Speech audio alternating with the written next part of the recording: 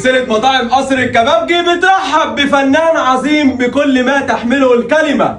ابتدت حكايته من المعهد العالي للفنون المسرحية، ثم أبدع بأدواره المؤثرة في تاريخ الدراما المصرية. كل الأجيال زي المان والبنون وسوق العصر وذهاب الجمل، بالفعل هو كنز من كنوز الدراما المصرية، وأيضا له بصمة مميزة في السينما المصرية.